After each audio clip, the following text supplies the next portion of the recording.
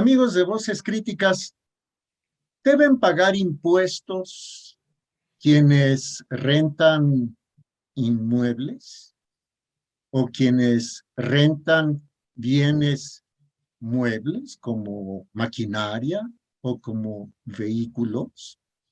¿Deben enterar de eso al SAT, al Servicio de Administración Tributaria? Se lo vamos a preguntar al maestro en impuestos, Ricardo Díaz Palacios. Maestro, qué gusto, ¿cómo le va? Muy bien, maestro, muchas gracias por la invitación. A sus órdenes, maestro. Gracias. Este tipo de contribuyentes deben pagar impuestos, ¿verdad? Por supuesto, todos estamos obligados a contribuir pagando los impuestos. Y sobre todo no se escapan las personas que rentan un inmueble o un bien mueble como un vehículo o una maquinaria, como usted bien lo señala. No se escapa ninguna persona del pago de impuestos por rentar este tipo de bienes, porque se obtienen ingresos. Entonces, las leyes en general, por obtener ingresos, hay que pagar impuestos. Y si se renta un bien, se tienen ingresos y hay que pagar forzosamente los impuestos. Pero, ¿cómo saber qué tipo de impuesto es? ¿Cómo calcularlo? ¿Cómo declararlo? ¿Ok? Básicamente, en impuestos federales son dos impuestos. El impuesto sobre la renta y el impuesto al valor agregado. Son dos impuestos. En materia local, en cada estado o en cada municipio, se debe pagar el impuesto predial, o cuando se compra o vende un inmueble hay que pagar el traslado de dominio, etcétera. Pero hablando ya de impuestos federales, el impuesto sobre la renta y el IVA. Ahora bien, en el caso de la renta de bienes inmuebles, es una actividad de naturaleza civil, jurídicamente hablando.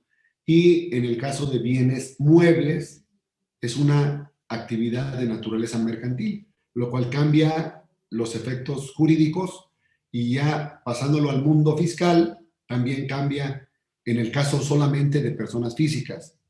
En el caso de personas físicas, el tratamiento, si rento un inmueble o un mueble, es diferente, porque cada ingreso va a un capítulo diferente de personas físicas.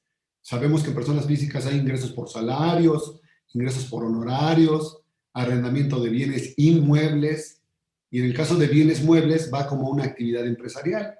Entonces va a diferentes capítulos en el caso de personas físicas. En el caso de las personas morales, ahí todo entra a una sola bolsa. En el caso de personas morales, todos los ingresos que perciba una persona moral, ya sea por servicios, arrendamiento o por venta de bienes, todo entra a una bolsa y todo se calcula en un solo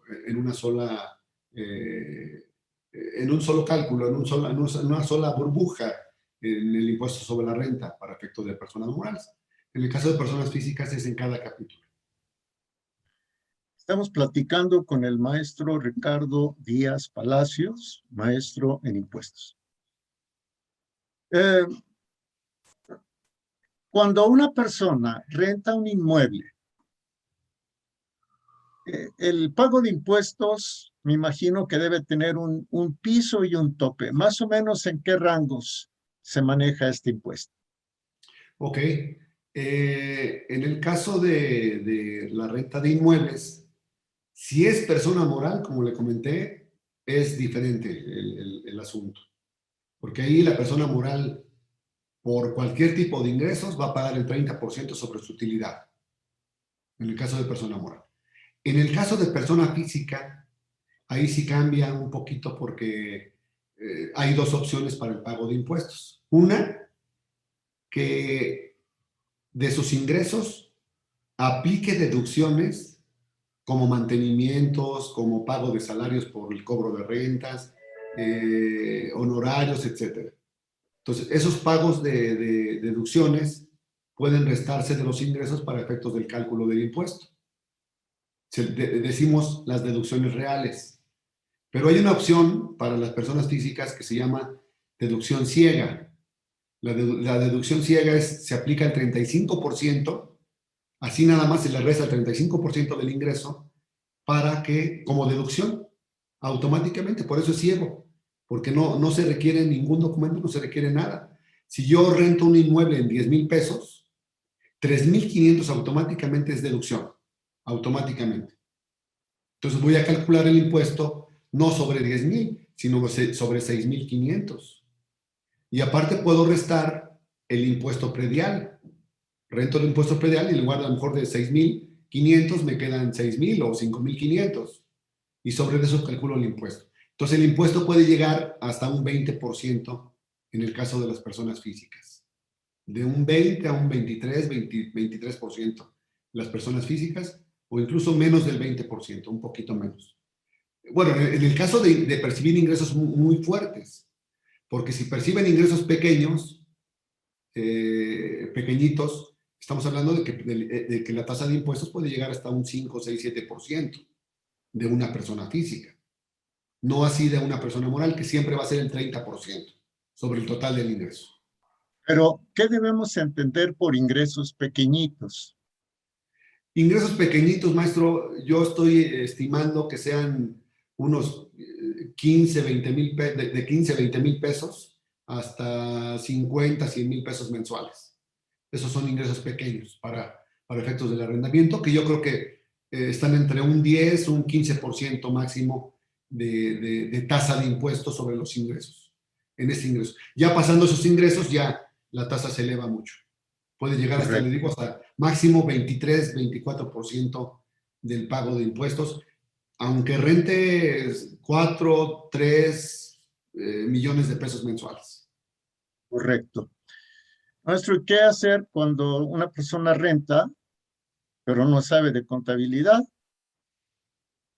Bueno, se tiene que acercar evidentemente a un contador, aunque sea muy sencillo el asunto, porque luego todas las personas ya piensan que es muy fácil hacer esto, pero hay que meterse a la página del SAT, hay que sacar sellos digitales para facturar, hay que hacer cosas muy técnicas. Que no se espante la gente que tiene que acercarse a un contador, realmente dependiendo del ingreso, van a cobrar los honorarios dependiendo el monto de los ingresos. Debe ser pequeñito el honorario comparado con el ingreso. Entonces, todas las personas deben, cuando menos, calcular sus impuestos.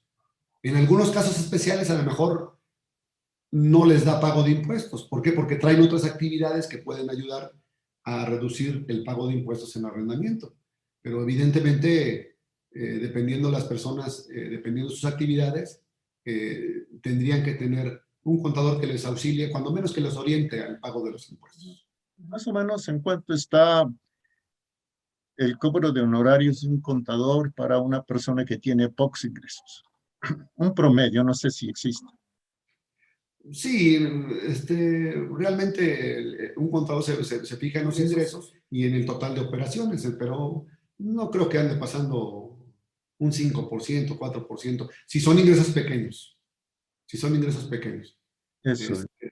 Digo, vamos, o sea, si es una persona que tiene ingresos de 10,000, 15,000 pesos mensuales de arrendamiento, no creo que ande pasando más de 500 pesos. O sea, es muy, muy poquito realmente.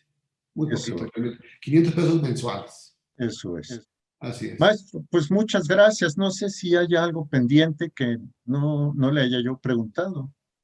Pues no, maestro, realmente, nada más tener cuidado con las retenciones que hay en el caso de arrendamiento de bienes inmuebles o bienes muebles. En el caso de bienes muebles, es importante señalarlo, aquí sí es, mucha gente renta, incluso empresarios ya de cierto nivel, rentan sus máquinas, sus vehículos a sus empresas y no hacen la retención del impuesto al valor agregado por desconocimiento o por mala interpretación de la ley o desconocimiento totalmente, no aplican la retención del IVA. Eso me ha tocado verlo mucho en la práctica. No aplican retención del IVA en el caso de renta de bienes muebles, por ejemplo, un vehículo o maquinaria, que es lo más usual en el caso, en el mundo empresarial. Entonces, es importante que los contadores lo sepan para efectos de poder aplicar esa retención, porque eso puede conllevar a que el gasto por la renta pueda ser no deducible. para efectos de los impuestos. Entonces, es básicamente eso. De acuerdo. Maestro, muchas gracias por orientarnos y pronto, seguramente, si usted lo permite, estaremos en comunicación nuevamente. Con todo gusto, maestro, a sus órdenes. Muchas gracias.